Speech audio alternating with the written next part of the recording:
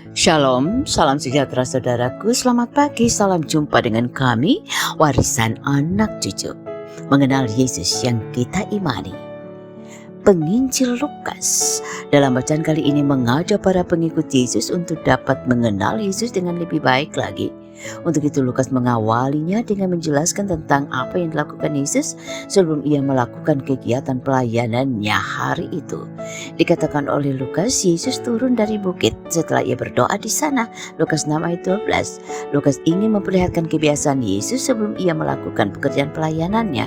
Ia selalu mohon kekuatan dari Bapaknya melalui doa. Markus 1 ayat 35. Saat mereka turun itulah mereka berjumpa dengan banyak orang yang datang dari berbagai tempat untuk bertemu dengan Yesus.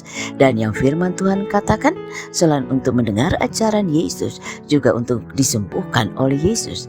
Dan itulah yang dilakukan Yesus atas mereka. Firman Tuhan katakan sebelum Yesus menyembuhkan mereka, terlebih dahulu Yesus menyampaikan ajarannya. Setelah mereka menerima pengajarannya dan menjadi percaya, barulah dengan kuasanya Yesus menyembuhkan mereka dari berbagai penyakit. Bahkan dikatakan hanya dengan menjamah jubah Yesus mereka dapat disembuhkan, sebab ada kuasa yang keluar dari tubuh Yesus yang dapat menyembuhkan berbagai penyakit. Kasih dan kuasa Yesus yang begitu nyata dan terbukti dalam hidup mereka yang datang padanya.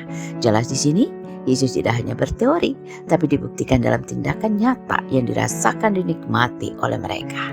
Dengan gambaran Lukas ini kita dapat mengenal Yesus yang kita imani dengan lebih baik lagi. Siapa Yesus yang kita imani?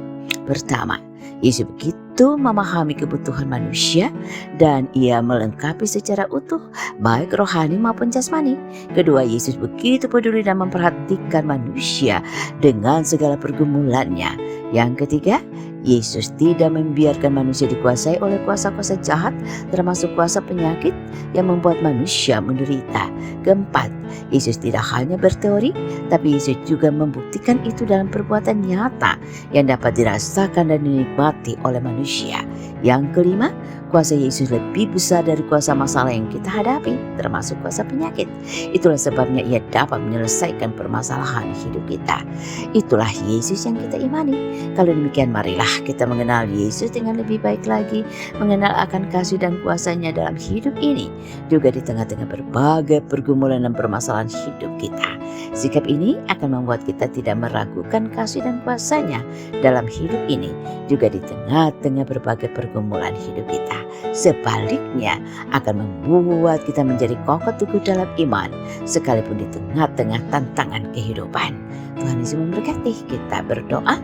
Tuhan, ajarkan kami untuk tidak meragukan kuasa dan kasih-Mu dalam hidup dan di tengah-tengah pergumulan hidup kami. Amin.